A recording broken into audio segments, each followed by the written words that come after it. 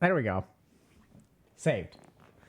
Okay, welcome to another Healthy Gamer GG stream. My name is Alo Kanoji. Just a reminder that although I'm a psychiatrist, nothing we discuss on stream today is intended to be taken as medical advice. Everything is for education and entertainment purposes only. So if y'all have a concern or question, please go see a licensed professional. So today is week 3 of our creator group stream. So in about now, we're going to go ahead and hop in with the creators. Just a reminder that this stream is a little bit different from what our regular streams. It's kind of an additional stream. So we wanted to sort of explore a couple of topics that matter to creators, as well as do some like teaching around burnout and motivation and things like that. So this is kind of a longitudinal stream that mirrors a little bit of what we do in group coaching, but obviously there are some differences, like it's creators, it's public, et cetera, et cetera. So we're going to go ahead and hop in with our creators right now. Hello. Okay, so let me do this. And we're live, but I think y'all are muted. You're muted. Oh, no, okay. I mean, I have muted desktop audio on the stream. So now I am, hold on. There we go. Okay. And then I got to do this. And there we go. Okay. Hey. Welcome, everyone. How's everybody doing today? I'm good, thank you. Good. How Good. are you? I'm glad you did it. Finally. It's nice to have you. So welcome, everyone, to week 3. So I noticed we have a new face. So I think we should go ahead and probably do introductions. But before we do introductions, let's actually start to think about, so we'll have Ms. Ashrox introduce herself. And then what we're going to do as the group is try to orient her to what we're doing here. So if y'all remember a little bit about like what the scope of this is, what the goal of this is, what our responsibilities are, because I'm sure y'all can imagine it can be a little bit strange to come in, after we've gotten started, but you're still totally in the early phase. So it's like not a big deal at all. So what we ask in terms of introductions is, why don't we go ahead and introduce ourselves, and then we can share a little bit about what's, where people can find us. So like what kind of streaming we do, what kind of content creation we do. And if there's anything in particular that you want to work on over the next few weeks, we can sort of share that as well. So I'll go ahead and you want to start? Sure, why not? Welcome in, everybody, to the, beautiful Miss Ashrox. All right, welcome. No, I'm kidding. But I'm Miss Ashrox. I'm a Twitch partner, Twitch ambassador. I've been streaming for 6 years now. It's been a very long time. And I usually play video games. That's my main form of content, but I'm diving into more lifestyle, mental health, and I'm really excited for everything that has to come. So usually I stream late nights because I work full time at Tiltify as their community manager. So that's where you'll catch me in the daytime on their Twitch channel, talking with different charities and different fundraisers. And for the next few weeks, I want to prioritize understanding my feelings more and how to combat imposter syndrome, because that's what I've been struggling with lately. So that's my goal. And I'm happy to be here. Thank you so much for having me. Welcome. Thank you so much for being here. Who's going next? I can go next. So hello, everyone. My name is Michael, otherwise known as Smirky. I've been a decade-long content creator, LGBTQI+ variety streaming, specialized in a game called Toontown, which used to be a former Disney MMO alongside games like Club Penguin and Pirates of the Caribbean Online, and like back during your early childhood, if you know, you know. But basically, I love playing games with other people, multiplayer games, interactive experiences, with a bit of sprinkle in single player, games and a variety of genres as well, whether it's like a party game or RPG game or anything like that. And I also do a bit of charity work as well, and I fundraise on platforms like Tiltify, to raise money for lots of amazing causes that are important to our community. yeah, that's all I can think of saying right now. So I'll just keep it short and sweet like that. Cool.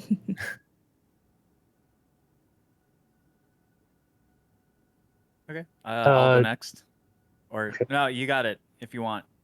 Do I sound okay? I didn't get to do an audio check. I do? Okay. Sound good. Hi, I'm Metric Seconds, reporting live from stolen Wi-Fi outside of a pharmacy. I recently damaged a tendon in my foot, and walking has not been fun. So my folks helped me with it, and that's why I'm not home.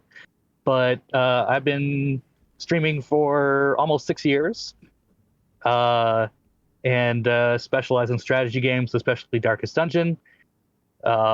Recently switched to Variety, and overall feeling the burnout from doing one game a lot, and kind of trying to figure out where to go from there. So Great. Hello. My name is Ruby True, and I stream wellness, mindfulness kind of content. I stream ASMR and sound baths. Yeah, if it's relaxing and it's chill, then it's basically my jam. And yeah, considering the content I stream, I was thinking about this earlier this week. I want to stop saying I suffer with or struggle with. I have anxiety and ADHD. I don't struggle or suffer with either of them. That's something I'm really working on saying out loud, and yeah, just learning to manage those things and help other people have good lives and manage those things themselves. That's my aim. Cool. Okay. What's up? I'm Zell. I am a streamer slash YouTube person. Most people have seen me from various things like offline TV or All Chat back when that was a show at Riot Games, and have done work in the Magic the Gathering space as well, and been featured on YouTube channels like the Command Zone. For my personal stream, I stream video games. I talk a lot about anime. That's like my thing, I guess. But then, stuff that I want to work on, basically everything. But I think, I'm just here to get a little bit more grounded and stuff. And like, I'm somebody who is always doing a lot of different things, and maybe I should be focusing on specializing more. So yeah, that's me. Awesome. Okay, so thank you all very much for introductions. So my name is Alok. I'm known as Dr. K. I'm a psychiatrist by training, and I stream on Healthy Gamer GG. We do a lot of mental health related content, and the reason I started streaming was because I noticed that I was having the same conversation in my office over and over and over again, and that conversation wasn't actually clinical. So it was like teaching 40 people like the same general concepts. And so I just had the question about, can I have this conversation publicly, and can people benefit from it? And so that's how we got started. And I love gaming and stuff, but I don't get to stream that quite as much. Hopefully that'll change in the next couple of months, but we will see. So who can tell us, or maybe tell, and Miss Ashrox, what do you go by? Miss Ash. Okay. Those are perfect. So how can we help Ms. Ash how can we help orient her to like, what are we doing here? Like, what is this?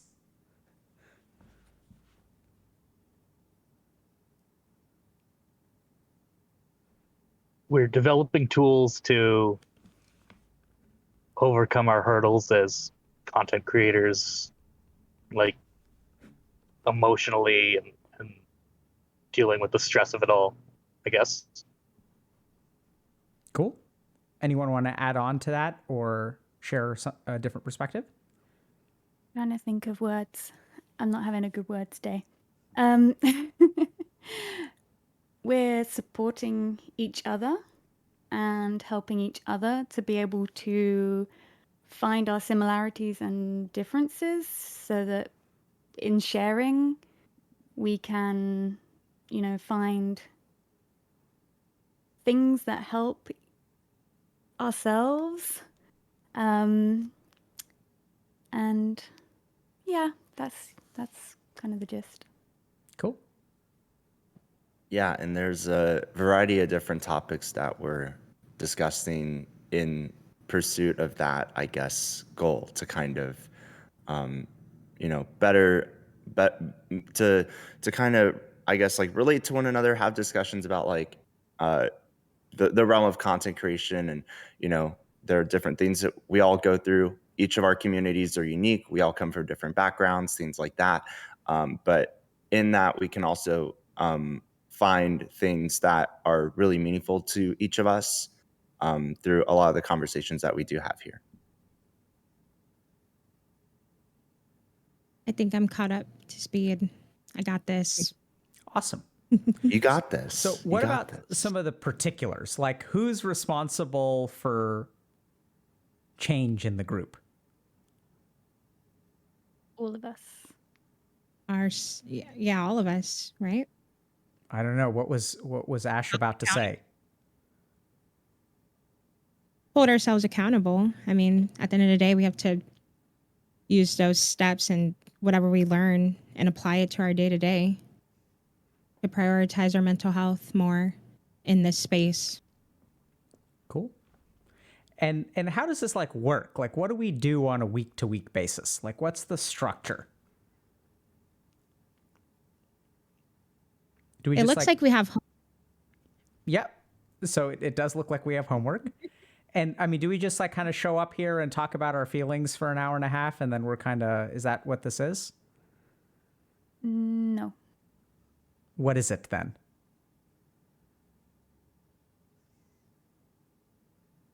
If we were to sit here and just talk about our feelings, we're not going to move forwards. It's just kind of like a venting, which part of it can be that, but it's understanding when that venting needs to take a turn and also equally share the sharing and the conversation so that it leads in a direction to, I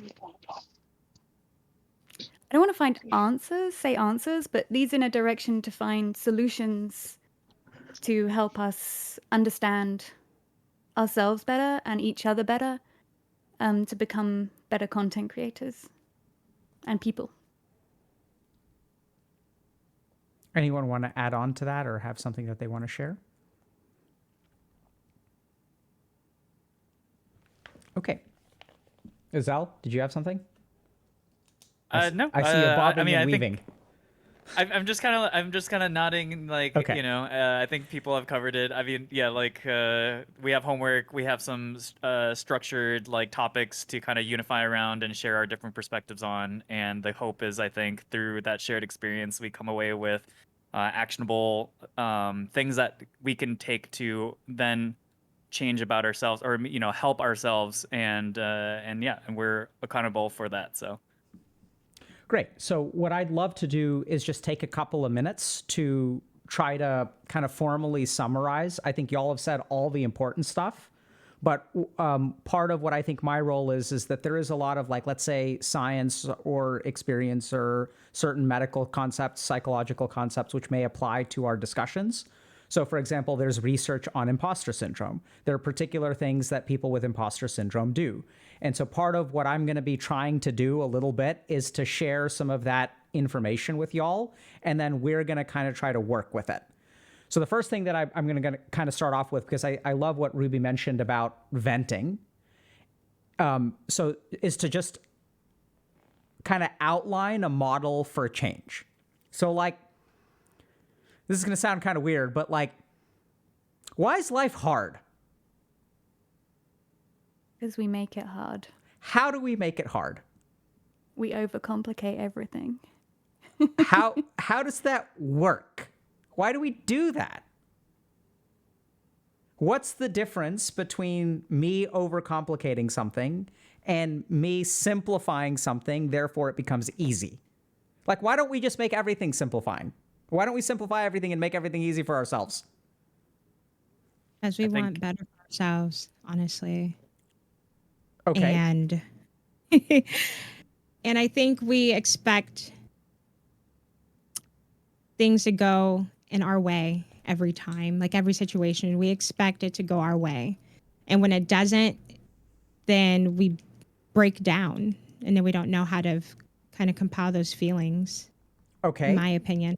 Okay. I know great. that happens with me That's awesome. personally.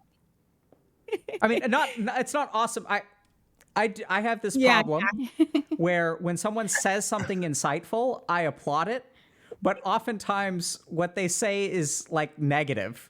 So it's not awesome that things fall apart for you, but it's awesome that you're articulating that and understanding that. So I apologize for that.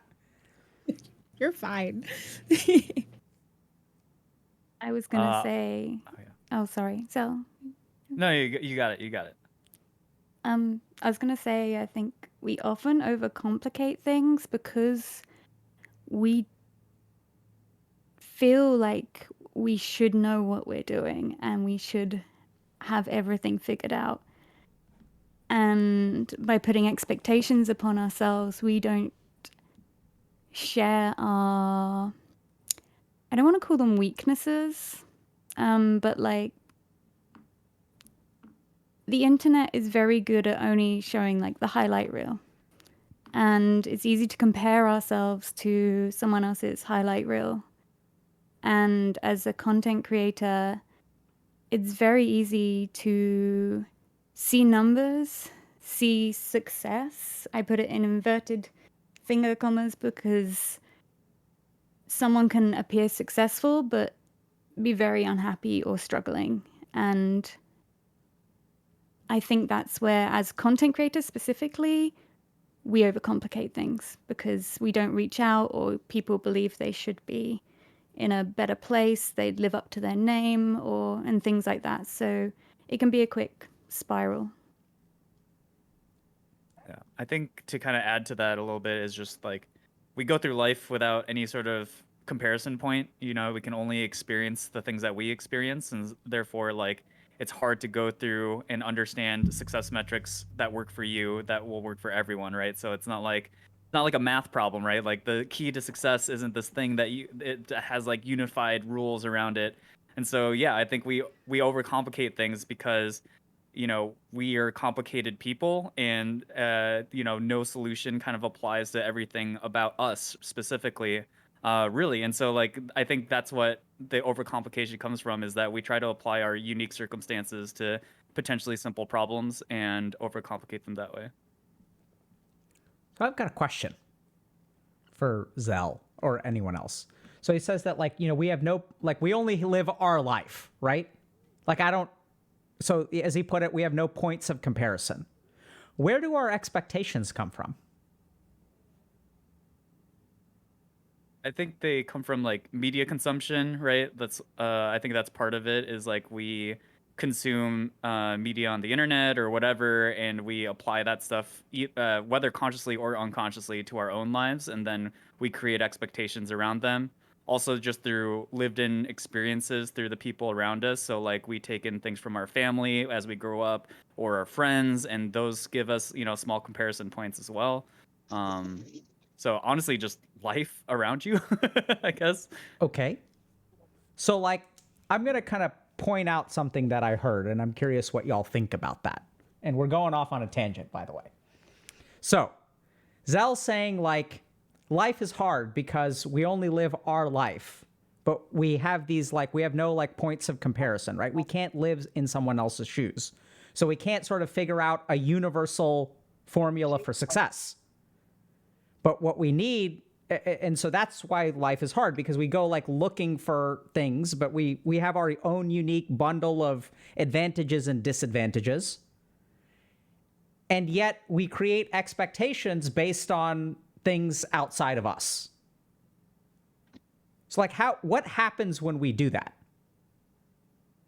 If I'm a unique person who has advantages and disadvantages, I have a particular spawn point, right? When I rolled this life on this earth, I got a particular gender, a particular race, a particular ethnicity, a particular location, a particular socioeconomic status, a particular set of parents.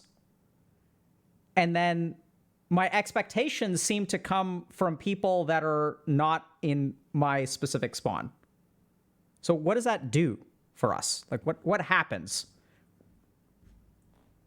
when I have expectations that come from media, family, etc.?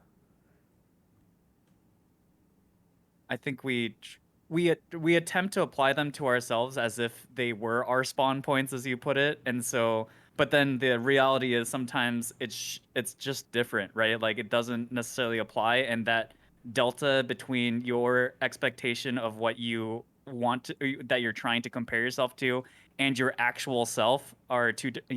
Those things can be a big thing, and those differences in expectation can cause a lot of like, I don't know, stress and mental damage. Okay.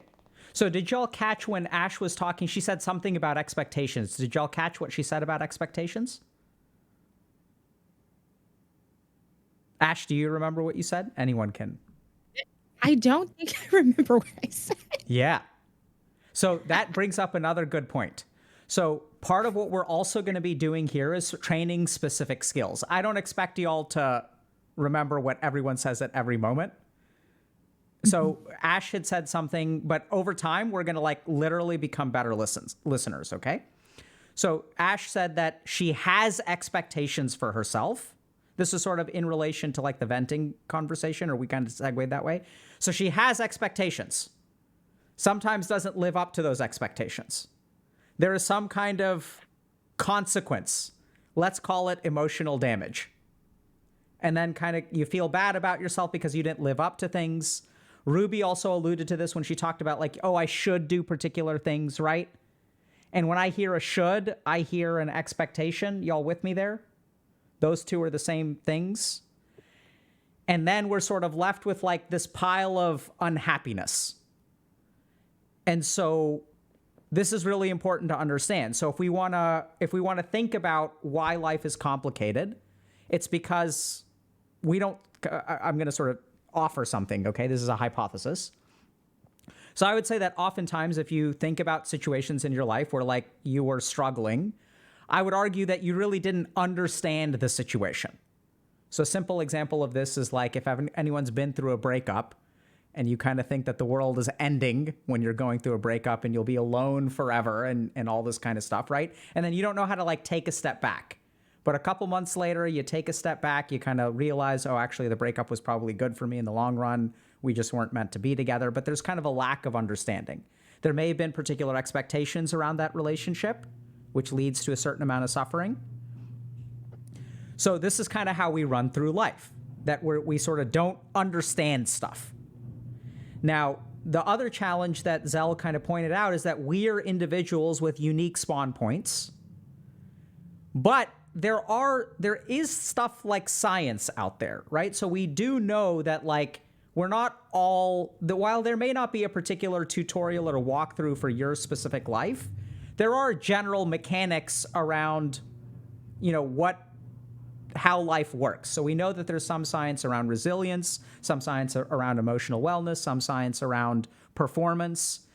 And so the tricky thing, though, is that like this translation that Zell alluded to, that there may be some amount of scientific truth out there, but when it comes to applying it to our individual situation, like that's where things get tricky. So this is precisely why we have the model that we use here at HG, which is like there's some amount of concrete information, but applying it to an individual requires like individual exploration. And so what we're trying to do here is applied learning.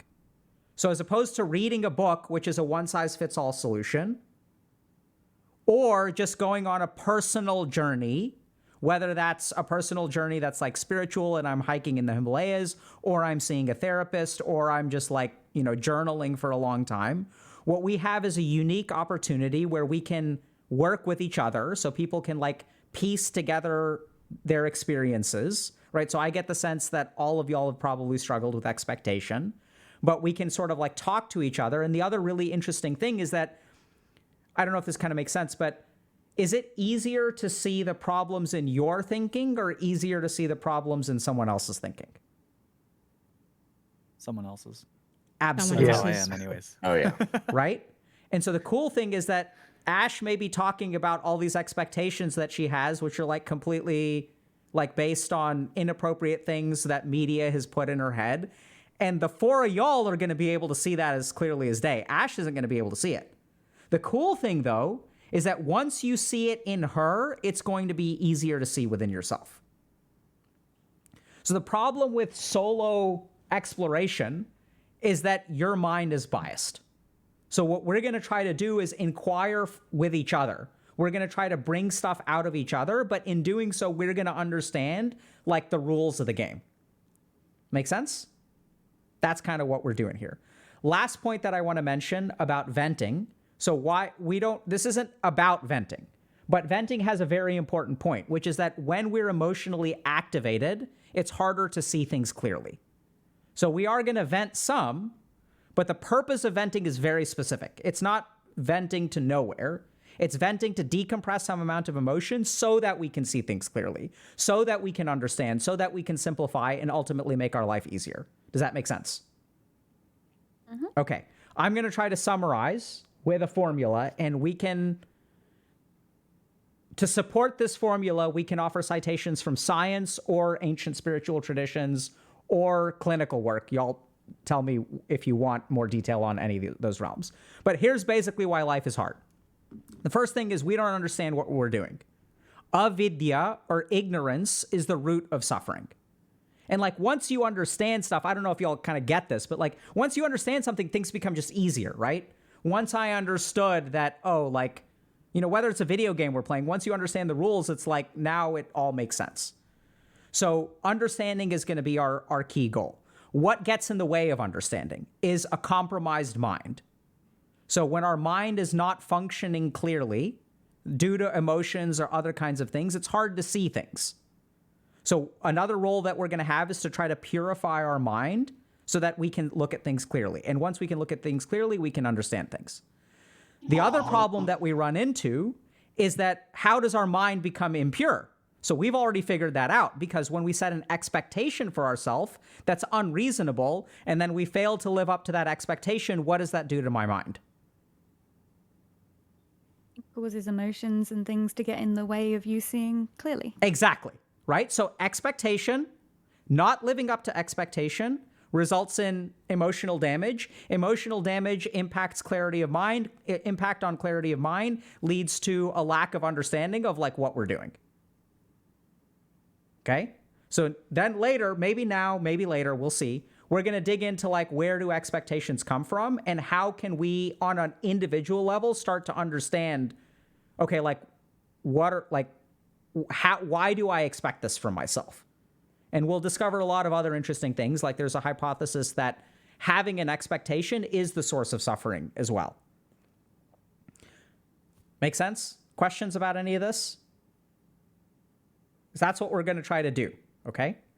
So we do have homework, so I'm going to kind of pivot to that for a second, and then I'll offer a couple of options about how we want to spend the next hour, okay? So we had homework, which was assigned. Ash, if you didn't do it, no big deal. Or if no one did it, that's totally fine too. Not a big deal. But generally speaking, the homework, the time that y'all put in between sessions will just help us advance things quicker, okay? So our homework for the week was to think a little bit about, do y'all remember what it was? Yeah. It was what do you want and what is holding you back? Great. So why don't we kind of go around for a show of hands who had a chance to do the homework? Okay. So let's just start with the three of y'all then. No big deal if you didn't get a chance to do it. So why don't y'all share with us in like 2 to 5 minutes, like a summary of what do you want and what's holding you back? And for Smirky and Ash, what I want y'all to do is pay attention to what they say. And I want y'all to think about, okay, if our goal today is to like understand what we want and what's holding us back, what are some common themes we can explore at the end of this? Like y'all are going to give us the direction or give us options for the direction, okay? Take it away. I'll go first. So, when I think about what's holding me back, I kind of have this fear of the blank page. Whether it was like, in fine art or writing or anything creative, the moment I start, it's like, what's the point if the outcome is not going to be the result I wanted? And being result oriented basically just stops you before you really get there. And I mean, part of that expectation problem in and of itself is I was one of those gifted kids who was told that they were going to go change the world and stuff.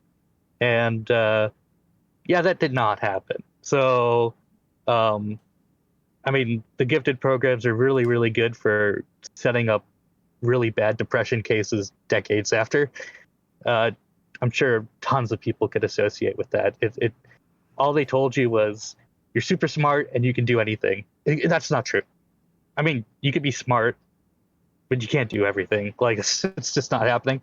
So the moment that I hit something that I can't do immediately, it's overwhelming.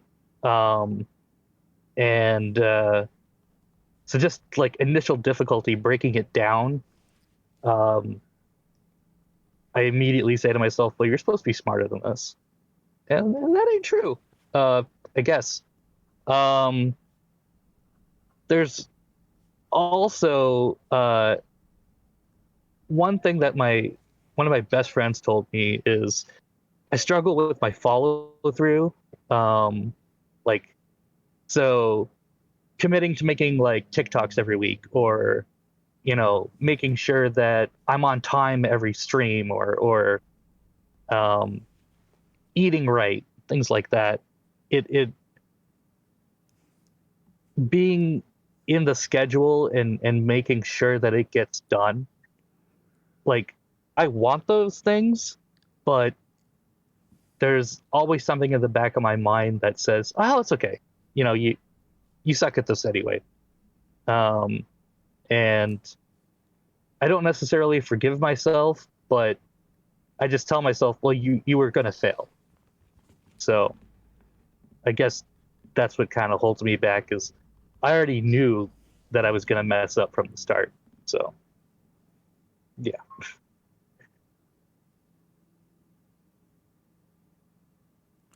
What is it like to hear Metric say that? Hard, saddening. Like, I feel sadness for you. To feel those things about yourself is I can relate with following through. Oh, there goes. Sorry. Yeah, I can relate with that. I was supposed to post TikTok today. Oh, it's fine. I'll just do it tomorrow. I don't feel good enough to do it, and you just feel like a failure all the time. But we're not failures. We're here to make impact with our communities, and it's just always that voice in the back of your head saying, "Nope, you're not good enough to do this today." And then you try again the next day. Still not good enough to do it. Next day, still not good enough to do it. So I can relate on that level. Absolutely. And it sucks because we have communities. Sorry. We have communities that love us and appreciate our work. And it's still just that voice telling us no.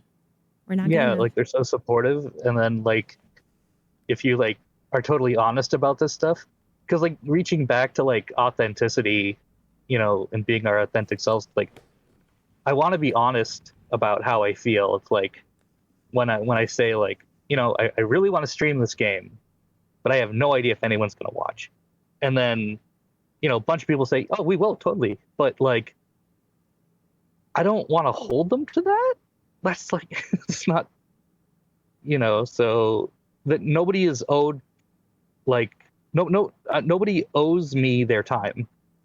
Even if you say you're gonna be there, like, God knows, it's like, it's not your job to be in my stream, right? Like, and so managing what content I do, how I change things up, like the other day I did a Darkest Dungeon stream, which, you know, I hadn't done in ages. And then somebody came in and literally just said, I'm here for Darkest Dungeon. And that's like my main game. And it kind of made me feel like, well, damn. Like, I'm not saying you got to be here for me or the community or anything else, but it's like, I didn't want to know that. And then since we both are result oriented, and then when we don't see those results, it just makes us backpedal even more Yeah. when we should keep pushing and be proud of our work. Because I think, something else I have to learn, not to be so heavy on the results and engagement from stuff. I should just be proud of my content, because the more you're proud of your content, proud of the stuff you're doing, that will attract more people. You have to be proud of yourself in order to succeed. So I relate. Totally. Okay, so I'm And gonna. I guess one thing I forgot to include, I'm sorry, was like, I feel like there's like 3 kinds of people in this world, which I know is very reductive, but there's the people who like are willing to put themselves out there, which I think we're all kind of a part of, you know, whether or not we're like introverted IRL or not, but a part of us wants to put ourselves out there. There's people who like more or less consume and judge, and I'm not saying it's necessarily a bad thing, but you know, they're relatively quieter. And then maybe they don't want to be like, you know, public creators or whatever, and that's fine. But there is definitely a smaller group of people on the other end who they only publicly put anything out when they need to tear something down. And that's like, for folks like us, that's like the one thing that we have to work around. And, you know, a lot of people say, well, if you're not willing to take like trolls or whatever, then you can't be doing this. But there is like a certain limit to how much you can take. So sometimes when I'm thinking about trying something new, I think about like those people more than, say, a normal consumer of content, because I'm more worried about them. Right? So, yeah. Anyway. So I'm gonna actually give y'all a choice. So I know that we just have done one person's homework review, but I'm tempted to kind of go off on this tangent of expectations that we should put on ourselves, this idea of being a failure, this idea of being results oriented. But I'll kind of leave it up to the group. Do y'all want to dig into that, or do we want to continue talking about homework? I'm kind of on homework, but there's others. Like, what do others want to do? Homework. I think I love to work about everybody else. Okay. Great. So let's continue with homework then.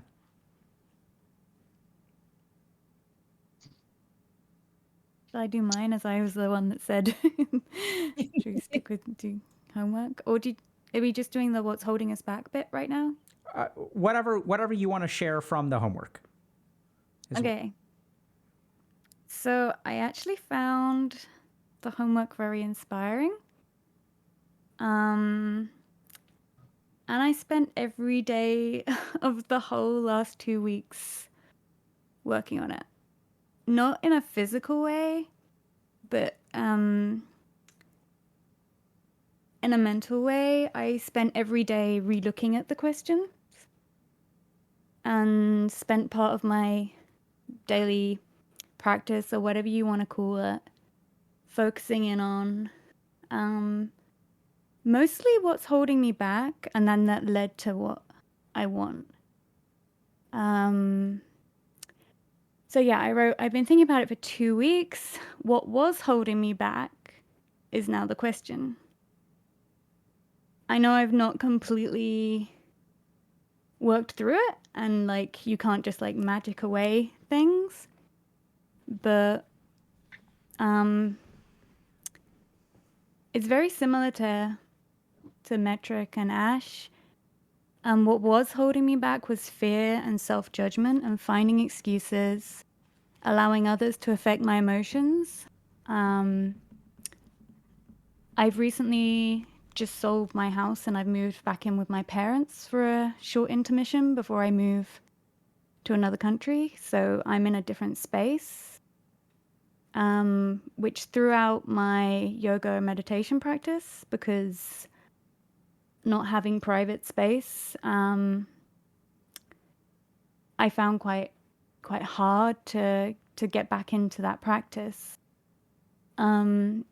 So I got myself back into some meditation practice, some asana and some pranayama, and taking pride in the knowledge that I have and the things I worked on prior to this point, and knowing that I can, because what was holding me back was not being confident in my own knowledge that I actually have. A bit like how Dr. K is saying, how does that feel to hear someone else say those things about themselves? And it hurts and it's sad. Like, it makes me sad to hear someone effectively like self-sabotaging in ways. And I have this practice of saying the things that I'm feeling out loud to myself, and then imagining if someone else was saying that to you, and I wouldn't let them. If all the things you're saying to yourself you wouldn't let someone else say to you, then why are you letting them say them to yourself? And this is something that I preach. And I realized that I can never be, I'm a human being, I can never be perfect. And this is a mindset that I've spent my whole life kind of going, and then like pulling myself back out of again, and then going in, and I can be in that mindset whilst I'm on the hamster wheel and getting nowhere. But I feel like I'm trying to find, or starting to hit that place of, is it eustress? And I forced myself to make a Instagram reel that I'd wanted to make for about 2 years.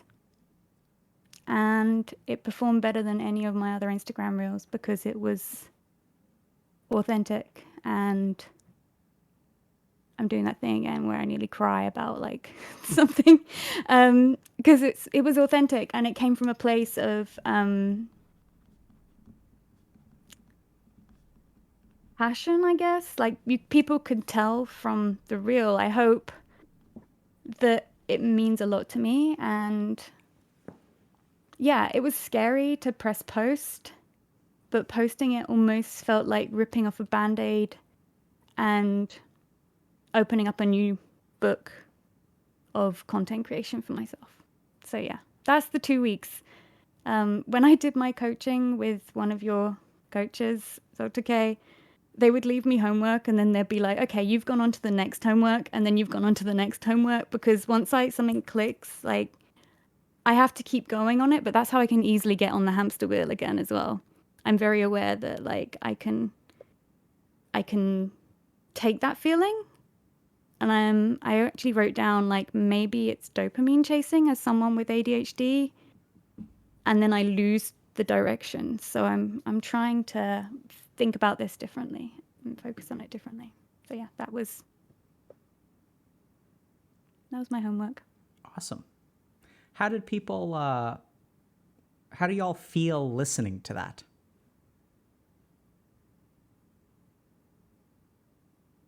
I wish I could have done that. So what is that feeling, Metric?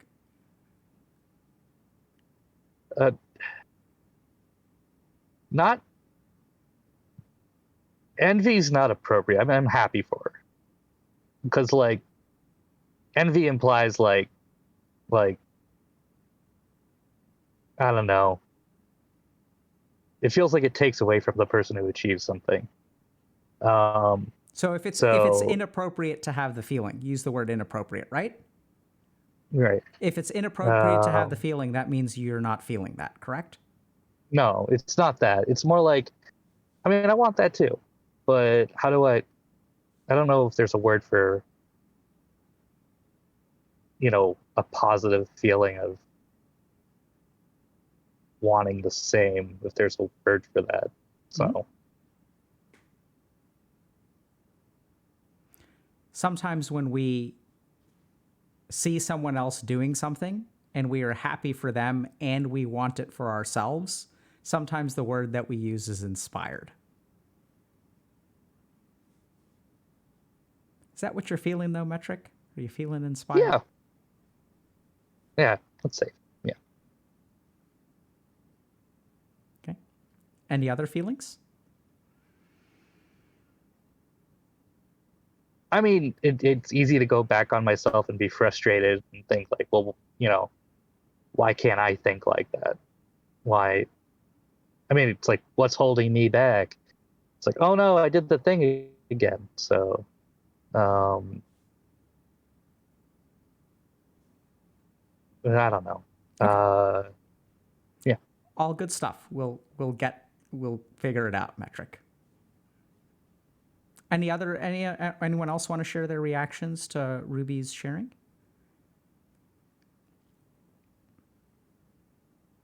I'm proud of you. You say you have anxiety and you're up here speaking in front of hundreds of people about your experience and how you're working through it. So it is inspiring. And I think you're very strong for that. So that's my reaction. And I want to be like you when I grow up. But it is hard, allowing, we're content creators. It's hard not getting feedback or, seeing troll messages and not getting engulfed with them and allowing that to stop your content creating. So I'm proud you posted that reel. There's plenty of content pieces I've been thinking about for the last 6 years, and I'm terrified of it. But I think I have a unique experience with being a Black woman because I feel like the industry is constantly against me. I try not to let it get the best of me, but it's hard. Especially when, well, this is why I stopped expecting things because, you see your peers that don't look like you get a certain amount of engagement or numbers or something, and you won't get that back, but you just keep trying. So that's my constant struggle, I think, in particular. That's what's holding me back. So that's my quick homework, actually. Okay. Straight up, the first time I ever heard of you was the trolling that you received when you were doing GTA RP, which was like all racially motivated and everything, and I was just like, oh Absolutely. no, like, so yeah, and it's like I'm doing 10,000 other wonderful things, but that's being highlighted. Of course, I post it's like awareness, but yeah. And I mean, it's like, yeah, I would rather have found out about you through, something positive that happened to you or something that you did, rather than like, something that just sparked outrage across Twitter. So, but that's how this works too, I guess. So, yeah, and I'm in a constant battle of, do I share this to spread awareness? I mean, people know these things happen to us, but I feel like I have to continue to talk about it because people still don't believe, like, oh, how are you getting racially targeted in games? I'm like, what do you mean? Don't you live in this world? It happens to us. So I'm always in a constant battle of, do I post? Do I post this? Should I share this? And then I have the mindset now of just not feeding into the hate and sharing it, just sharing my wins, the positive things, and keeping up with that. But does someone want to fill us in terms of what we're referring to? Like what happened? Oh, what happened? Mm-hmm. Okay. I was playing GTA RP. Yeah, totally. I was playing GTA RP in a new server. This is my first time doing RP. I was really excited. I'm not sure how I was targeted. I think the server wasn't really protected, so anyone could join it. So I was playing as the EMS, and I was picking up a body on a street. And I got ran over by a truck. And of course, there's in-game comms. So they were just screaming hard ER, over and over and over, and screaming my Twitch name.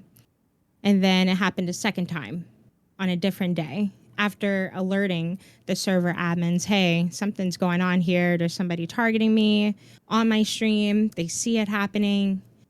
Happened twice. So after that, it did blow up because I posted the clips on Twitter and then I joined NoPixel. So something good came out of it, but it just sucks that I had to be seen in that light, you know, and being vulnerable. So yeah, that was my first time being targeted. It actually happened again a few weeks ago when I was playing The Forest, and they have these illegal mods to install in The Forest, I guess, this old game. And the same thing happened, a bunch of horrible things that I don't even want to repeat. But yeah, I don't know if it's through Twitch or through what, where I'm being targeted. But yeah, those are just the only two instances it happened in 6 years. So I'm happy about that, but still traumatized by it. It's terrifying on online games, but I just keep pushing. I hear things every single day. It's ridiculous.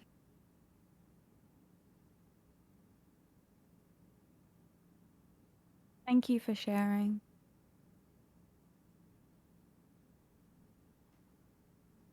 So I have my own struggles on top of being a marginalized creator. So Yeah, how is that fair? I don't want to say struggle. I don't want to say struggle. I don't want to say struggle. It's just something that happens. But that's why I try to just keep good people around me, stay positive. Of course, I'm going to have bad days, and that's normal to have bad days. And I want to share when I have bad days and be transparent with my community. Hard. It's just hard. Especially If when it you're. helps you, if you want to laugh, one time one of my mods told me that he doesn't see color, and I was like, "Don't give me that crap." And he's like, "No, I'm actually colorblind." And I was like, "Oh, Oh, see, that's funny." So there you go. Zell, you want to share your homework? Sure. So yeah, like things I want, I guess, starting off with that. I think for me it's a lot of just I want to make stuff that I'm proud of. I think a lot of the work I've done thus far has been good, but like I also want things that like are my responsibility of things like I've been part of a lot of other big projects around me. I'm like one of the people in it. So like I was one of the founding members of Offline TV. I was, a talk show host on a show owned by Riot. I was a guest on this other show that, is now big. And so, like, a lot of my success, I feel like, has come from kind of being in the right place at other people's point of journeys. And so, for me, a lot of what I want now is like I want to prove that I can do it myself and that I have stuff that I can show the world that I'm proud of. I want to have fun. Like I want to enjoy the things that I'm doing. I want to not worry about finances in as a content creator. And I think like part of what's tough about being a content creator sometimes is like you want to be not results oriented, but at the end of the day, we live in a society where, money is at the end of the day important and like you can't ignore that. And that's part of like the probably for me anyways, like that's part of the ticking cycle of like what creates these expectations. In terms of what I want to focus or like what I want to work on, what I struggle with, or what I have a challenge with, for me it's like kind of like what people are saying, like kind of commitment. But like for me, I think one of the hardest things is now that I'm kind of on my own and trying to prove to myself that I want to make my own content and stuff like this, that it's hard to choose a path. I think I relate with Metric a little bit, like I was a gifted kid, and the thing is that I have like the track record to show that I actually kind of feel a little differently in some ways because like I really genuinely believe in myself that I can do whatever I want to do. But it's actually because of that I have a hard time choosing. Like I know I was good at math and sciences, and so I got my degree in mechanical engineering. But then I liked making video content, and so my first job out of college wasn't that. It was to make videos for an esports team. And then I started playing competitive Smash, and then I just jumped around to thing, and um and what the end result is now is that like I'm really good at a lot of things, but as a content creator, I think it's important to have like your main thing that you're known for. And so, personally speaking, that's like a challenge for me. Another thing I struggle with is just like asking for help from people, I think too. This is for specifically content creation. It's made it hard to uh, like do collabs because I think like talking to other people about content is difficult for me. In general, I think that's just like a life thing for me. Is just like I've kind of always relied on myself, and again, part of that like belief that I can do anything is that I've shown to myself over time. It's like a reinforced behavior for me that like I know that if I work hard enough at something, like I will be able to do that thing. And so on that front, it also makes it more difficult to like ask other people, for either friendships or collabs or whatever.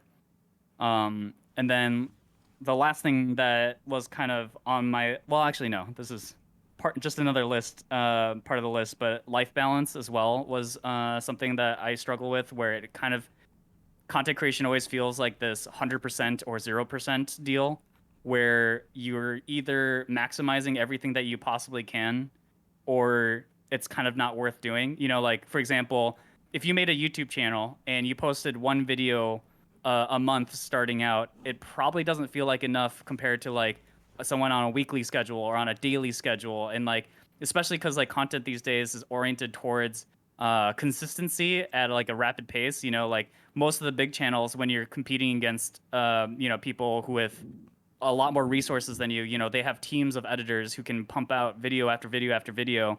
And so like, and the truth is that that's just playing the numbers game. And like I think there was a video that Ludwig put out that I thought was really insightful about content creation, which is just like every YouTube video, every content piece that you put out is a lottery ticket. And so the more lottery tickets that you put in, the more likely that you're going to succeed somewhere along the way, and one of your lottery tickets might win. And so like it kind of feels like, again, it's kind of like, well, is it worth it to just pick up one lottery ticket a week? Or if I'm going to make lottery tickets, I might as well get as many as I can to try to maximize my percentage, right? So that's definitely like a thing that goes in my mind about life balance. And then the last thing is I wrote a couple of fears that I have is just like fear of not meeting my own expectations / potential, which is funny because we talked about it just now about how expectation is the source of suffering. And I mean, this has been a common theme, I think, with a lot of the things that people are saying is just like how our expectations continually bring our suffering.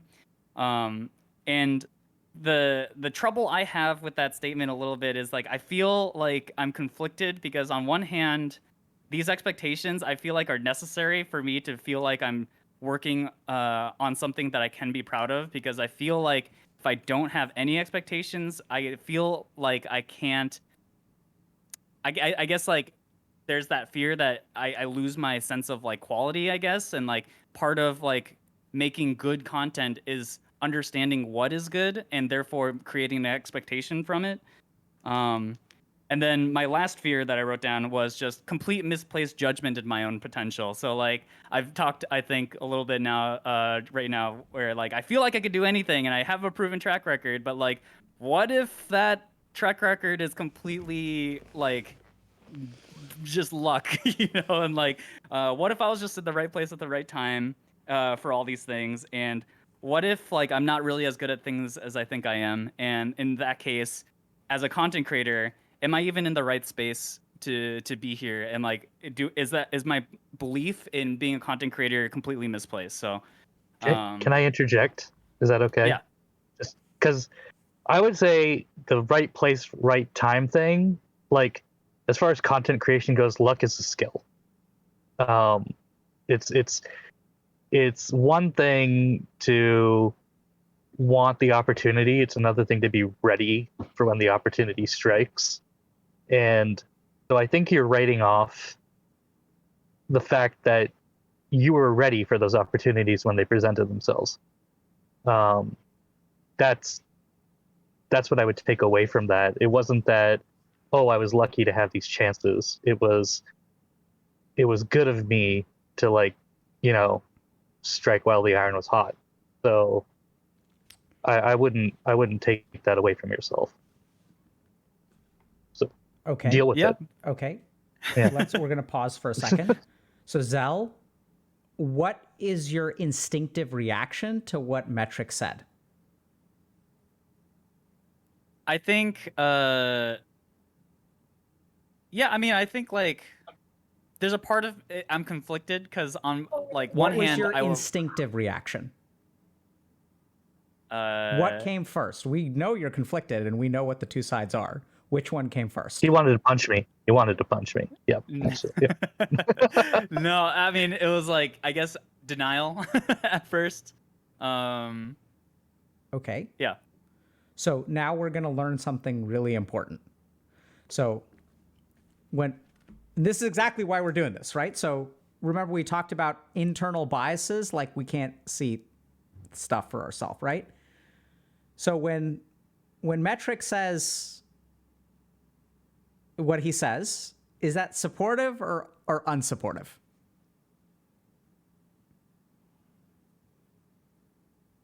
Supportive? Supportive. Is it validating or invalidating? Mm, I think that's up to Zhao, right? What? Would that be up to Yeah. Zhao? Or Sure. But what do y'all think, though? I would say on the surface, it's invalidating what Zell's expressing, but underneath, it's kind of, if it's like you say, it's up to Zell. If it hits the right place in Zell, it could be validating, but Did it hit the right place in Zell? Okay, so we're going to do a little experiment, right? Zell, bro, this sounds terrifying, man. Because here's what I'm hearing, okay? I'm hearing that, like, objectively, you have a ton of successes behind you. Like, you ran a podcast for freaking Riot. You're one of the founding members of OTV. Like, that's amazing, man. At the same time, you're never the lead, right? You're like second fiddle to someone else's thing. And so what I'm hearing is, like, did you just get, like, because we're talking about lottery tickets, did you just win the lottery a couple of times, or is it, like, really you? Is it your work, or did you just get lucky?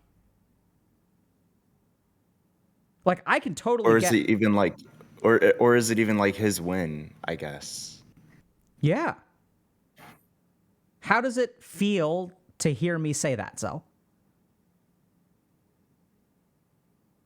I don't even know where to begin. I mean, like, yeah, I feel.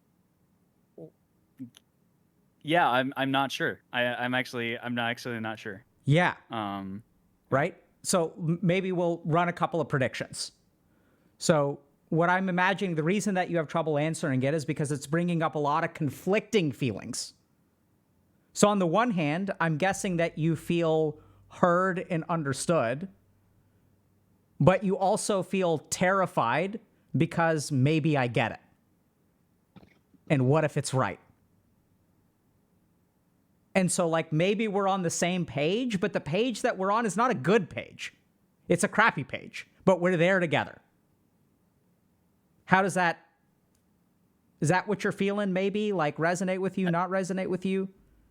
yeah, I think that resonates a bit, you know, because, like, yeah, it feels like, yeah, I mean, there might be some truth behind it, and it might be a tough pill to swallow potentially, but also at the same time, yeah, like you said, it does feel like you're on the same page, I guess. Okay. Yeah. So now this is really important, right? So are y'all hearing,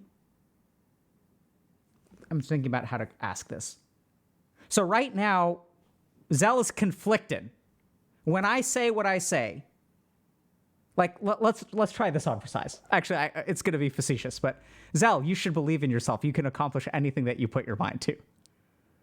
Thanks, man. I believe in you. You're amazing. You've done so much awesome stuff in the past. And like, if you've been so successful, how could you not be successful in the future? Believe in yourself. You were gifted from day one, remember? So this is where, I mean, that wasn't really fair. I'll try to do a Metric did a far more authentic job. So my point is this. When we're struggling, like there's something that kind of bothers me a little bit that's going on. I don't know if we're really ready for that, but there's like too much false positivity here. Do we want positivity? Absolutely. But there's like a little bit too much false positivity. The interesting thing is that the false positivity is not coming from interactions between people.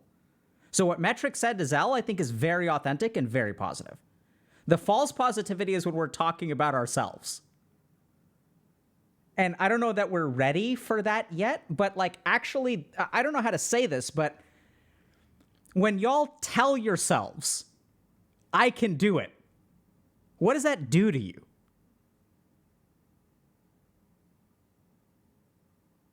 I mean, it sets up the initial expectation, so... Right? Like, so, like, and if you can do it and you don't do it, what does that say about you? That you That I failed? failed. Yeah. Right? Yeah, because I don't know. There was a comment that Metric made earlier that stuck with me about like Great how paying attention, Metric. Yeah, I mean, sorry, that Smarky. oh yeah, no, sorry. No, it's okay. There was a comment that stuck with me earlier about how like because Metric was like, oh yeah, I did the whole like gifted thing, and then you basically were like thinking about you know, you were like, it was kind of like, yeah, I can do this, but then you were kind of like, it was, you were kind of like, oh, but that's not really like, worth it. Like, it's not, sorry, words. Because you commit to what it is you commit to, but in the back of your head, you kind of run with this notion like, oh, what's the point if X, Y, or Z? Like you kind of have this thing running in the back of your head.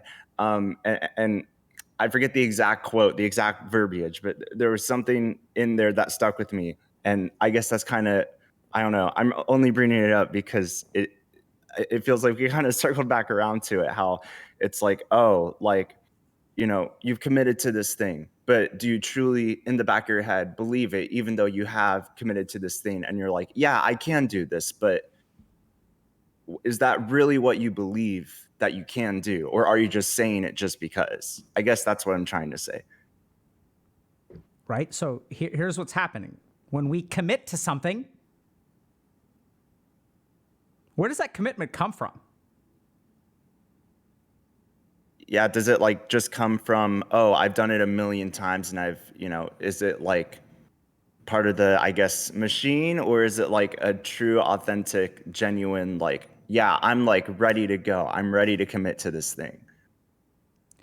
Yeah, so I was going to say, is it the should that I was talking about like last time? That should feeling didn't exist when I made that reel for Instagram that did really well. The should feeling wasn't there. The I'm doing this because it feels good was there, and I want to, and I've been holding myself. It's making that content felt separate from any other content I've ever made. It's not even a minute. It took me like 4 takes. 2 of them, I forgot to turn the microphone on because I was really nervous. And then I laughed at myself. And then the last one was perfect. And I just put it up online. But Ruby, did you try to make it perfect? No. Why not? I just spoke. Is it 'Cause it didn't trying to make matter. it perfect the way that you get the best views? No. Not always. No, no, no. No. Because if you're too perfect, people can almost see write through you it. off. They can see, they can't see, like they can see through it that it's curated. And it needed to be in that moment. I needed to record it then and put it up.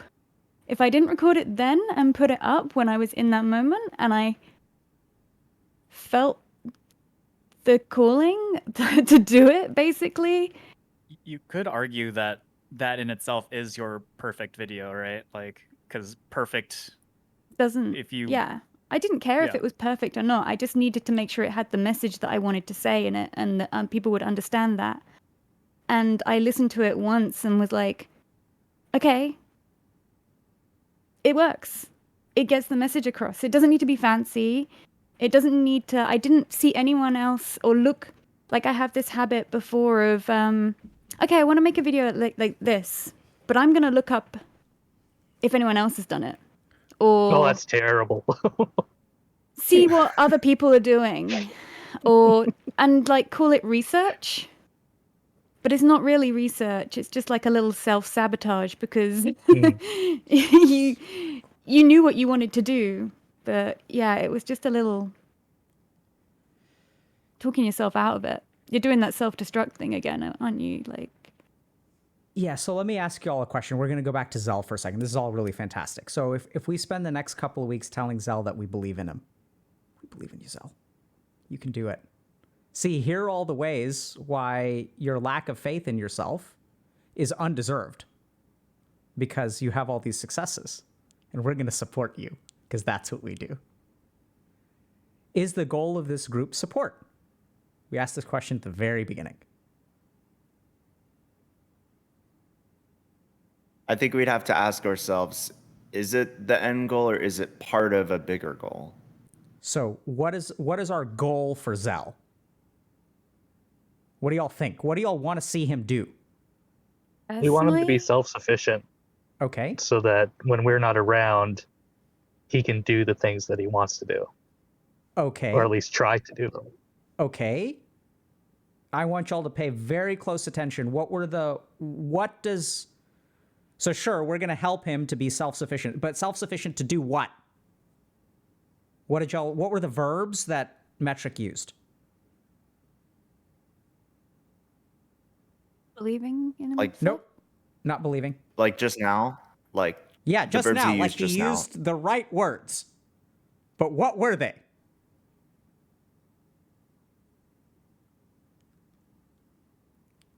He said to try. That's one thing. Try, Try to Yeah. be selfish. right? He wants Zell. And this is the tricky thing. When we start speaking from in here before we really understand, we don't even know what we're saying. But our Yeah. brain picks the right word, even if we don't realize it.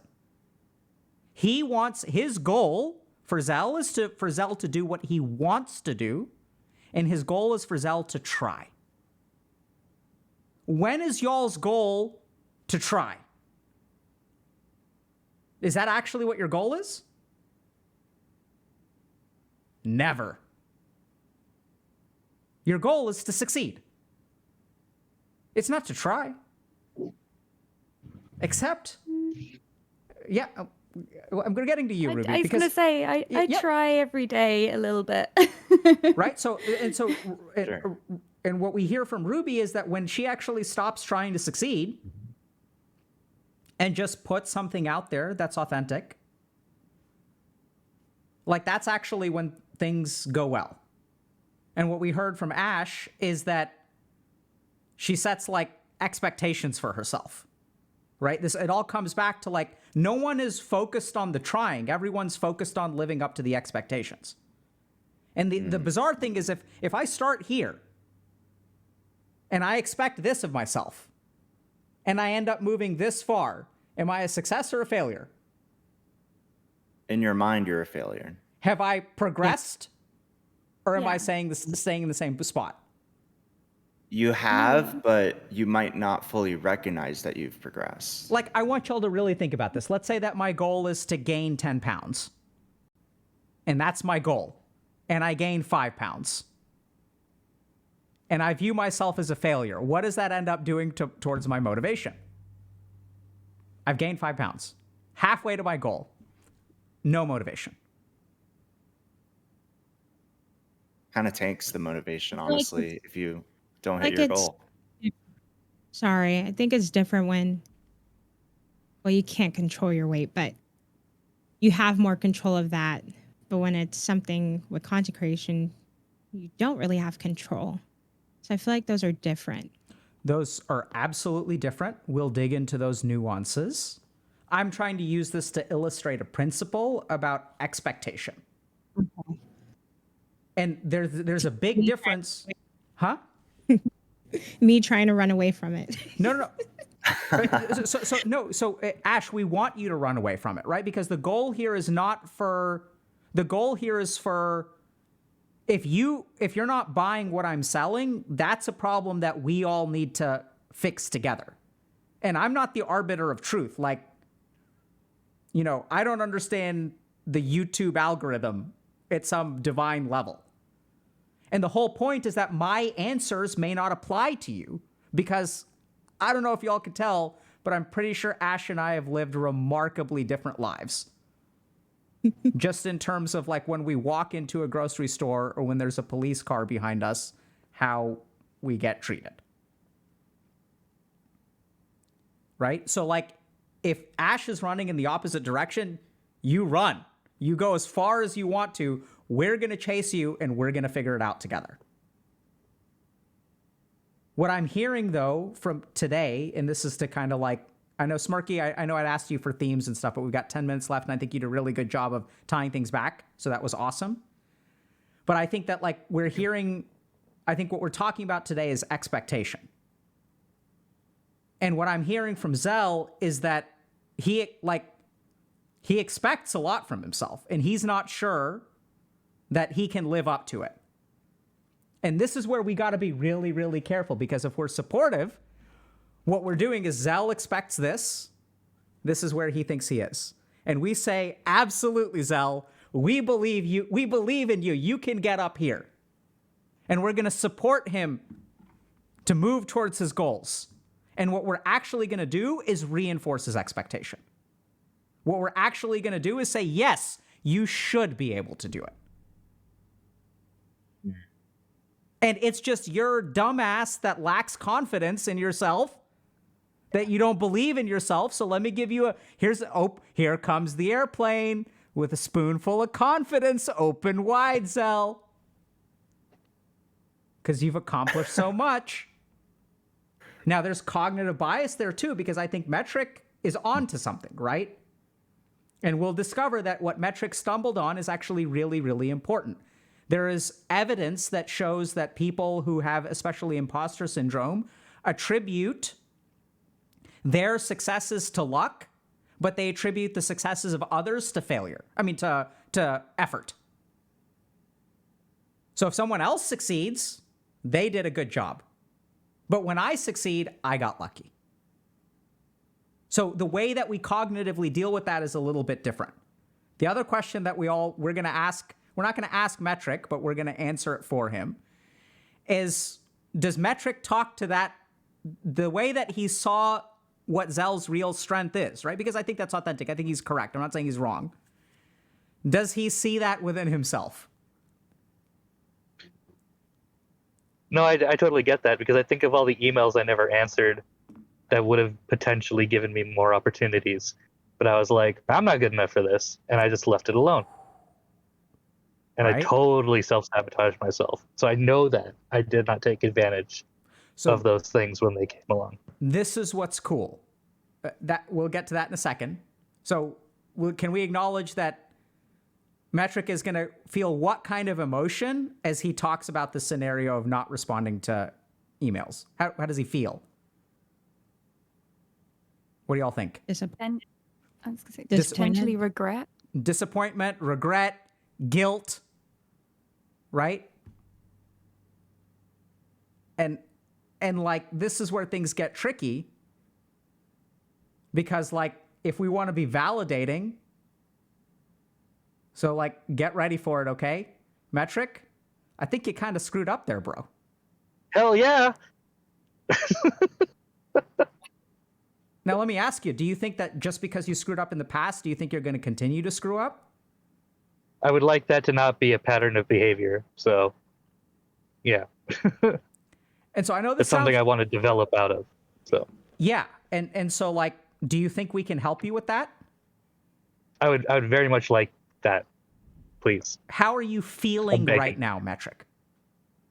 Well, I mean, silly, but also like, it's. I think, in a way, we wouldn't be here if we weren't hypocritical on ourselves, right? So, yeah, definitely the do as I say, not as I do kind of thing. Yeah, man, that's hard. So, like that's because you're right. Like we're all like that, right? So I think me and everyone in this group would like to help you change. How do you feel about that? I would love to take advantage of everything that comes my way. So now I'm going to ask y'all a question. If I didn't say you kind of screwed up there, what does me saying that do for Metric? Like, what was our sequence of events? Who can kind of map it out? Opened Metric up to talk more about the situation. Like, Metric came back with like a jokey response, but it was like, yes, I did kind of mess up there, and I want to make a change. So it's kind of like a I won't say kinda. It was totally. it's a mental kind of turning point. It's a... I love that phrase, mental turning point. But here's the thing. Unless we like go to where he is and meet him where he's at, we can't move him forward and we can't get him to turn. If we tell Metric, no, like, oh, like bad things happen to all people. Like you shouldn't beat yourself up so much. Like, but he does beat himself up, right? And we say like, you know what? You're down in the trenches. You kind of screwed up. And like, we're going to help you with that. We're going to acknowledge that you made a mistake. And so what I want to be careful about here, I know this sounds kind of weird, but like when someone kind of screws up and they beat themselves up and they call themselves, so like what sometimes happens is we get stuck between we feel like a failure, but we try to convince ourselves that we're not. And I know this sounds kind of bizarre, but I think actually the right move is to not try to convince people that they're not failures. The right move is to actually say, if you feel like a failure, some of that is a little bit unfair, but if you kind of screwed up, that's okay. And also, like, I don't want the mistakes of the past. I don't want you to be afraid of failure. But anytime we try to convince ourselves that we're not failures, what we're actually doing is like reinforcing the fear of failure. Does that make sense? Yes. It makes a lot of sense. And I resonate with it. So, tell me what do you resonate with, Smirky? Go. The whole beating yourself up thing, like when I think about it, it does help reinforce that fear of like, well, I don't want to be back in this position again where I'm internally beating myself up for X, Y, Z, right? So, and that's something I always like struggle with going through like school, like, going through college, trying to maintain high standards and maintain good grades and things like that. So I don't know. It's something I can resonate with a lot. Good. Right, because that's what it's really subtle because and it's not really our fault because we're never really taught how to deal with failure. What we're taught is that you shouldn't fail. Right? So like what we're doing is like it's like we're running like dodge builds. I don't know if this makes sense to people. Y'all are like how much gaming y'all do, but it's like the whole point is to like no hit build. It's like a no-hit run, like perfection. What's actually like, sure, once in a while someone pulls that off. But what's like a lot better is to like go with a healer. Right? And like you just acknowledge that sometimes stuff ain't gonna work. If we go back to this, someone mentioned Ludwig and Ludwig was like, you're just buying lottery tickets. That's only a strategy if you can afford for lottery tickets to be failures over and over and over and over again. But if you're unwilling to let that lottery ticket be worthless, then like every time that lottery ticket doesn't win, you fell short of your expectation. All of this negative emotion comes up. You go into this cycle of like counteractive positivity, because that's what we learn, right? We learn like, oh, I can't beat myself up. You don't want to swim in the negativity, so you try to counter it with positivity instead of actually like detoxifying that negative emotion. And the way that you detoxify it is you actually like acknowledge it.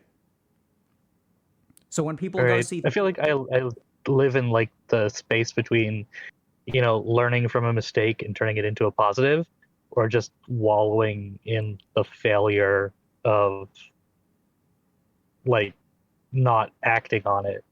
So it's like it could have been a good thing, but now I've just turned it into a really bad thing, and I'm just eating that. So yeah, we got to be super careful with you, Metric, because Yeah. that is the kind of thing that somewhere along the way, your mind is like splitting towards the negative. Right? Yeah. Like you acknowledge that both of those things are there, but you're moving down one path.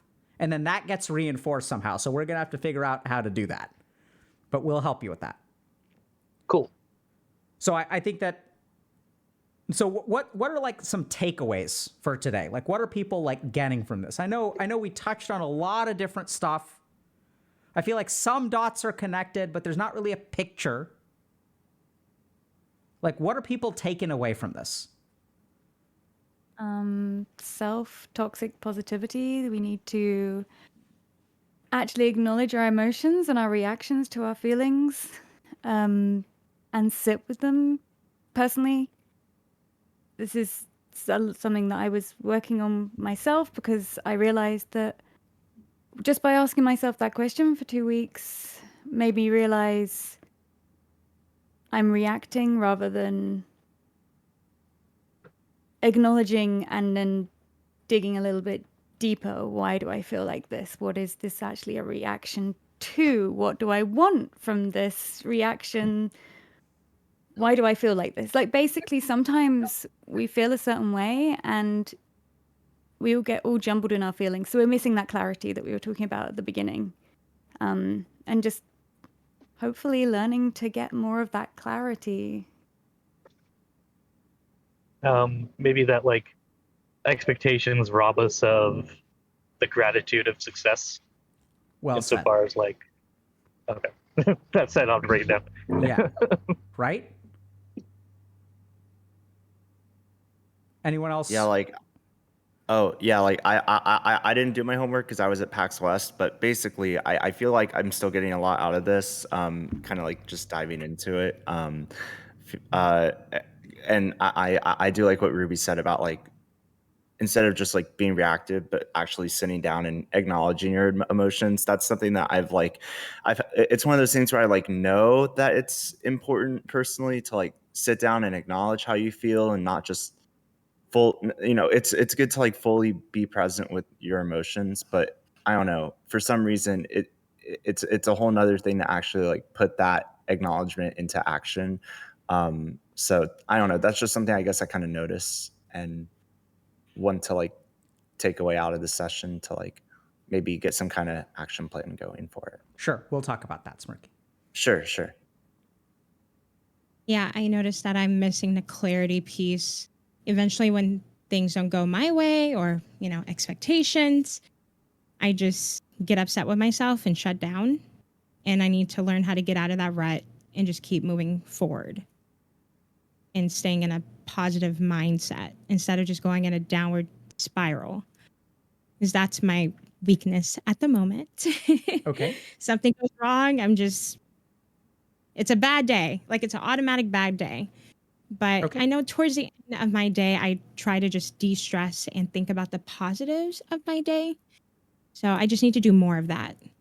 Okay. And just better understanding how I feel. And Okay. stop setting expectations. Yeah. But be I do careful it because hold on a second. So did y'all notice? So we got to be careful. What did y'all notice about what Ash just said? Did y'all notice anything? I noticed a Yeah. little bit of toxic positivity slide in there. Yeah. You Is- set some expectations of yourself whilst telling yourself not to set expectations, and that you just had to focus on the positive. Trying to do better and not always think of the negatives that happen throughout the day. Right. So it's. Better well said.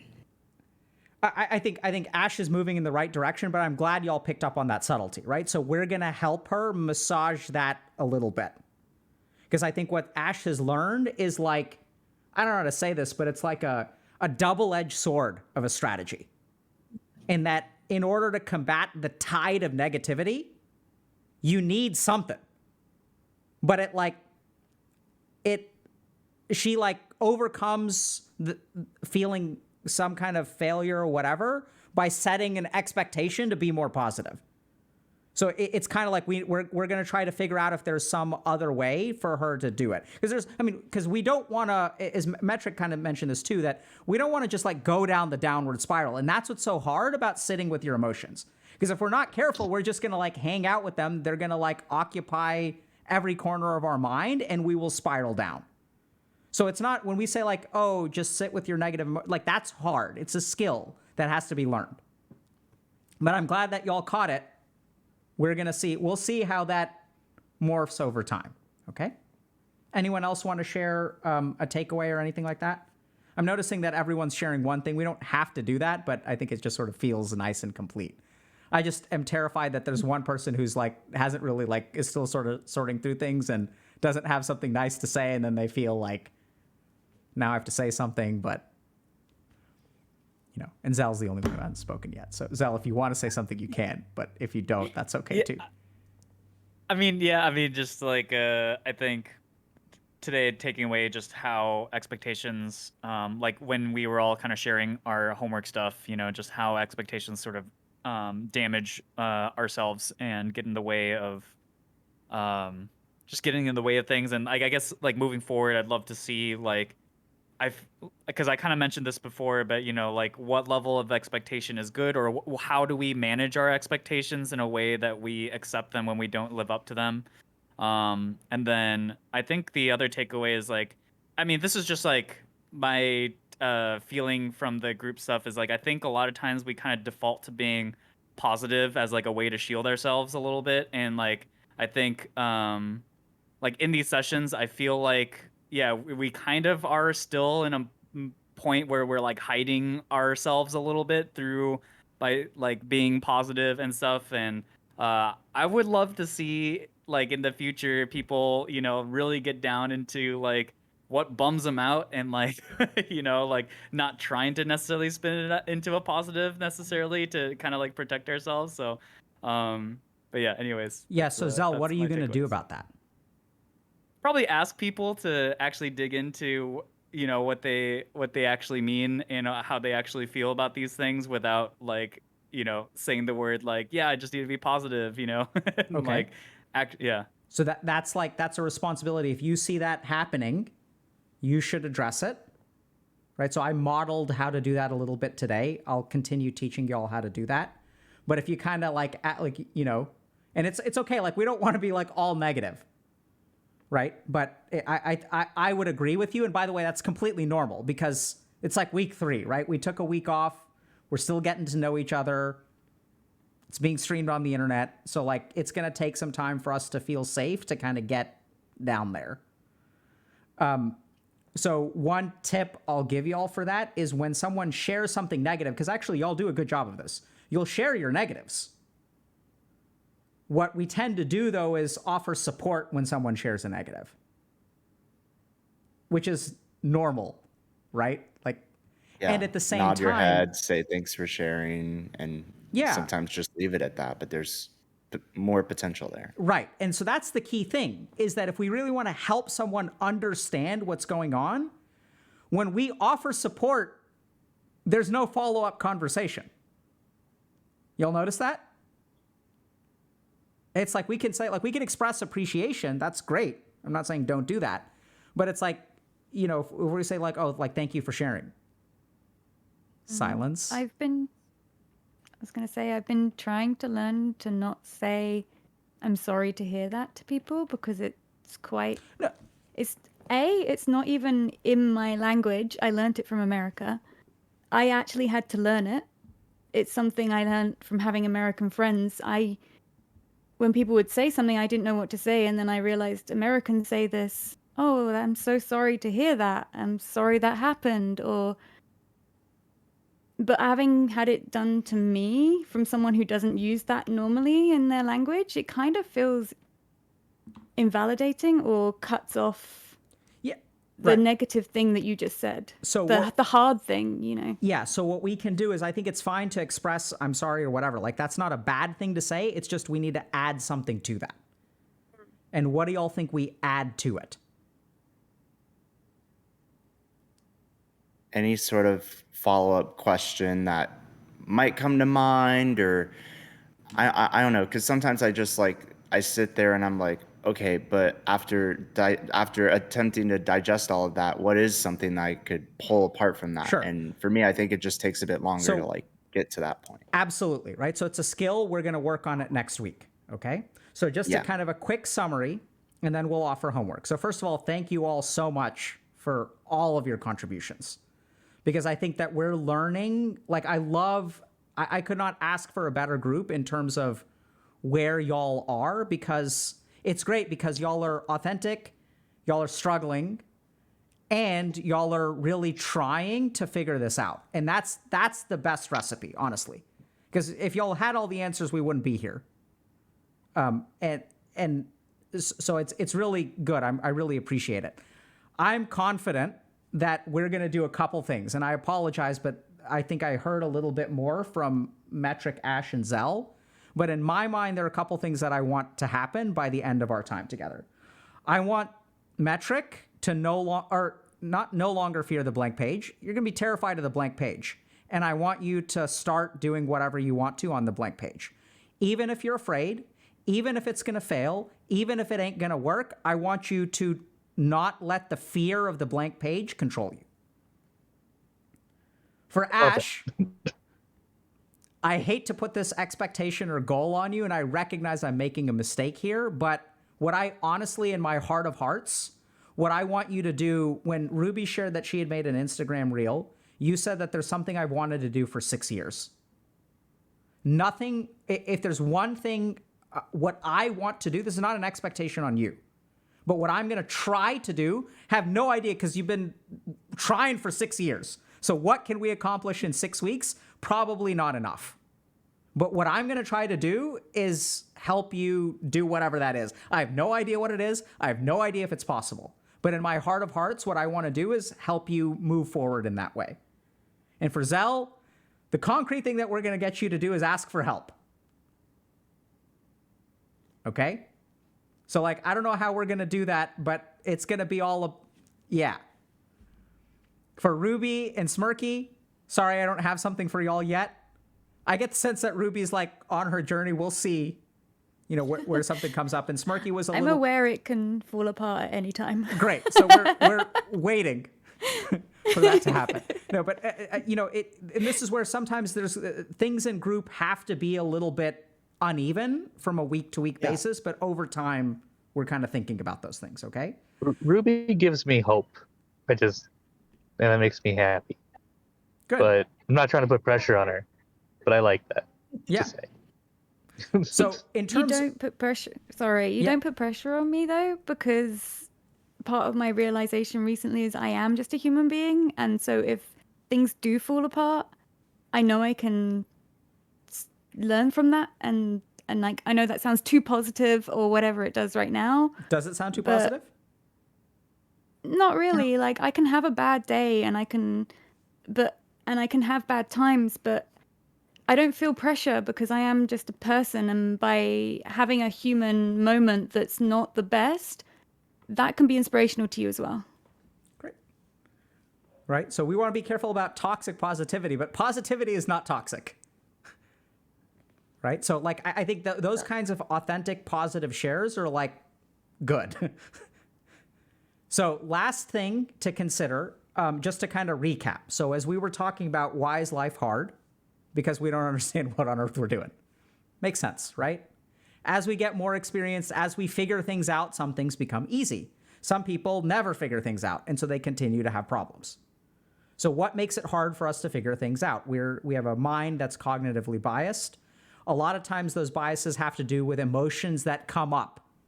Set an expectation for myself, don't live up to that expectation, negativity arises, and negativity clouds my judgment. I can't figure things out. I repeat the cycle. So now the question is, where does that expectation come from? So we explored that a little bit, but what I want y'all to do is be more precise. So I want you to pick somewhere between 1 and 3 expectations that you actually have for yourself and try to figure out as precisely as possible, where did that expectation come from? When was it born? Where did you set this goal for yourself? If you made a commitment to make 1 TikTok a day, how on earth did you decide on 1 TikTok a day? Why not 2 TikToks a day? Why not 1 TikTok every other day? Why not 5 TikToks a week? Because what we'll discover, and I sort of get the sense that Zell was alluding to this, but like if we have no expectations, can we have direction? Because we get a lot of our direction from our expectations and goals, right? So expectations are normal, like our brain will make them, so that's okay, but we need to be more sophisticated in the way that we create expectations for ourselves. Instead of having them automatically like media influence plus parents. And like that's a terrible recipe for expectations. So we're going to learn how to get away from them, yes, but we also want to be a little bit more calculating in terms of how we set goals. Okay? Questions before we wrap up? Random tangent comment. I feel like that's going to be such a good conversation for me because I know I was a little on the quieter side today, but I think because like I run with the notion, oh, I don't need to like set expectations for myself. That's negative or whatever. So then a lot of the times I'm like, oh, I don't have a sense of direction on what I want to do next, and I'm indecisive. So completely random tangent comment, but I think next week that's going to be really good to touch on. Okay. Sorry, that's all. Awesome. Yeah, thank you for sharing. So my last question for y'all is anyone streaming right now? So I will be in like 15 minutes. Okay. But I know y'all rated me last time, so I want to open it up to anyone else. We got to send people somewhere. But if you're going to be streaming in 15 minutes, I don't know if people are going to be waiting around for 15 minutes. That's the I can go live in 5 minutes, in 3 minutes, and I have my OBS live, open right now. Go. Do it. Go. I'm Go. running. Go. Okay. Yeah. All right. I got you. Thank you all very much. I'll try to send y'all a summary. Are those helpful, by the way? Yes. They are. guys- They're very helpful. Okay. So I'm going to try. I mean, does it matter if I send it same day or is it important to send it earlier? Earlier, if possible, please. Okay. Because Yeah. it's late for me and Okay. I don't get, Okay, great. I will send a summary. Also, can I say props to my mom for driving me out into town so I could steal Wi-Fi from a pharmacy? Thanks, Ma. I love you. Thank you, She Mom. patiently sat here Thank you, the entire Mom. time. Yeah, everyone says thank you. And they love you. And you're the best mom. Okay. Thank you. It's true. Take care, everybody. Thanks for joining us, Ash. Looking forward to having you again. Excited. Thank you. Take care, everybody. Bye. Thank Thank you, Dr. K. Bye. Bye. Thank you, everyone. Okay. So we're going to raid metric. And yeah, so did that make sense, people? Are y'all like, I'm kind of curious, just before, like, as we're sort of setting that up, are y'all, I know that this is not our normal sort of thing, which is fine, right? Because not everything has to be exactly what, oh man. Okay, no, I misspelled it. Okay. Do you guys, are y'all getting this, okay, Smirky's not live yet. Okay. Hold on one second. Do y'all get this business about expectations? So this is stuff that applies to everybody, and this is why we stream it, right? So it's. You're rating Smirky. Yeah. Not metric. didn't I? Oh, okay, I must have just said the wrong thing. Yeah, I'm rating Smirky. Okay. So I and y'all can follow along too. So I think this is important to understand that like the general problem here is that we create an expectation for ourselves, or we don't even create it. Our mind like subconsciously produces an expectation because that's what it's evolved to do. So this goes back to like all kinds of like socialization neuroscience, where it's kind of like monkey see, monkey do, right? So we know that peer pressure is a thing. It starts as a teenager. And so we start absorbing all this information about how we should live life. And if our brains didn't do that, we wouldn't learn language. So how do we learn language? Because we just pass it, like we just absorb it. Our brain is like, okay, people are using these words. It's how we learn slang. So we're absorbing a bunch of information, and then we kind of like duplicate it and figure out how we're supposed to behave. If everyone is using this slang term, I'm going to start using the slang term too. Based, right? But the problem is that circuitry, if we're not careful, will start to create expectations for us. As it creates expectations for us, we have to be super careful. Because if you're not careful, an expectation will take us a partial success and turn it into a failure. That's what's so devastating. If I have a goal to eat 10 servings of fruit a week and I only hit 8, is that something I'm proud of? I'm eating 8 more servings than I was last week. Clearly progress, but it can feel like a failure. And then that tanks our motivation. And then we have to like overcome that negativity to set another goal for ourselves. So be careful about that. Make sense? Okay, it doesn't look like Smirky is live.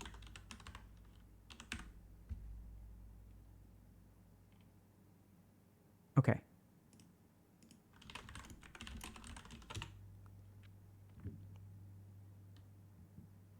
Okay. So we're waiting. Questions? Yeah, failure is not an option. Well said. Nerd Thagoras. Failure is not an option as a norm is so dangerous. 100% agree. Like, so this is the thing. Failure absolutely is, because in life, it's an option, right? It's an option. That's the truth of it. Why can't I raid? And the thing is, we should just recognize that we can fail. It's okay to fail. Do we want to fail? No. But we can't let fear of failure paralyze us from trying. Because trying is how we get XP. And XP is how we level up. And leveling up is how we succeed. Right? So we've got to be really careful about the fear of failure. We're not saying that you just like fail catastrophically every single time without any kind of thought. But especially when you're trying something new, you have to sort of acknowledge that it's going to be hard for you to... You have to sort of acknowledge that it's going to be hard for you to... What? Hold on a second. You have to acknowledge that I'm trying to do too many things at once. That you're not going to be perfect at the very beginning. Why can't I raid Smirky? What is going on?